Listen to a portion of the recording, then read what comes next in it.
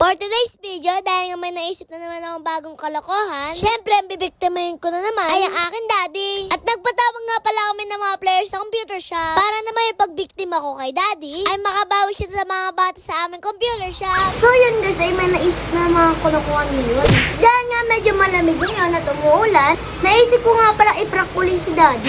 Ang gagawin ko nga pala kay daddy dito ay kunyari may papagawa ko sa kanyang challenge. At ang challenge nga pala na ito, kunyari ay hulaan niya lang yung kape na iinumin niya. Pero ang gagawin ko talagang prank ay kunyari ay bubuhusan ko siya ng mainit na tubig. Naglagay na nga pala ako ng upuan dyan. So yun guys, papagsamahin ko na lang to.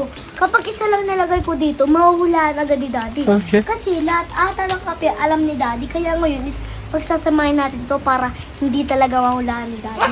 Ayan nga pala yung kapeng gagamitin ko sa akin, prank. At kunyari nga, ay may mapapalalunan siyang premyo. Gagamit nga rin pala ako ng electric kettle dito. Pero ang laman talaga ng electric kettle ay malamig na tubig. Para magmukha nga siyang mainit. Ay papabugahan ko to ng base para naman magmukha siyang mainit.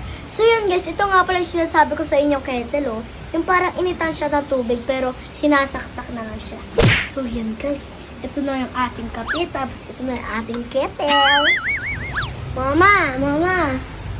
Oh. Nasaan po yung bake mo? Bakit naman? Basta bugaan mo lang to. Maprangkuhin si daddy. Sabrina, teka lang. Kay mama ko nga pala pinabugaan ng babe yan. At panigurado ito, magmumukha ito mainit na tubig. Guys, para siyang mainit. Nausok-usok na. Pastilan. Dumating na nga din pala si daddy at pinatawag ko siya sa aming computer shop. Kaya naman dito na magsisimula ang aking kalokohan. Bakit? Upo ka muna dito. Ano Sasabihin ako sa'yo. Patay tayo dyan. Upo ka muna dito. Upo ka muna dyan. Oh. May palaro ako. Oh. May palaro ko. Challenge to. Mananalo ko.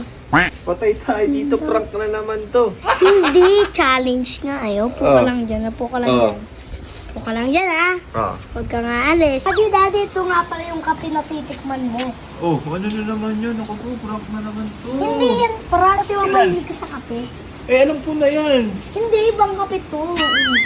Ano yun? Oh. Ay, bawal. Di ba? Matitikman mo to. Manalo ka ba?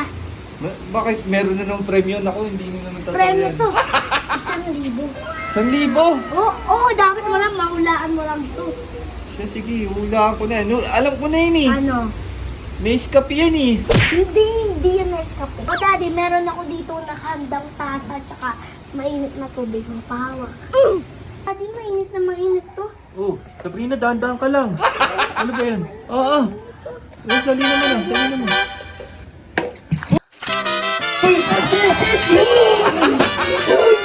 Oh, Sabrina!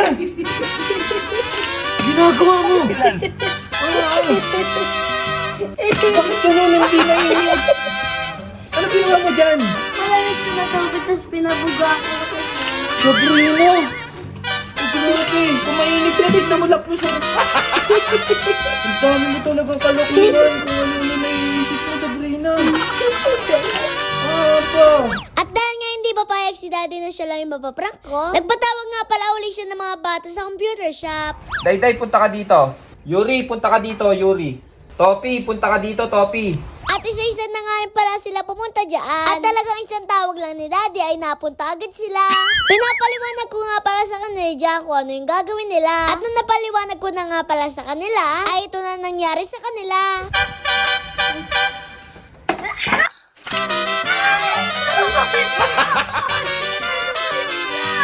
Pastilan.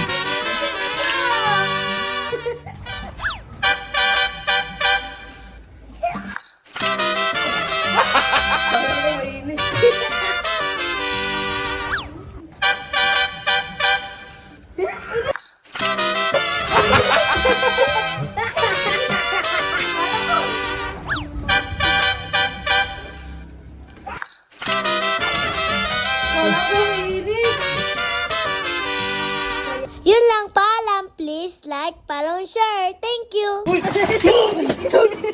Sabrina!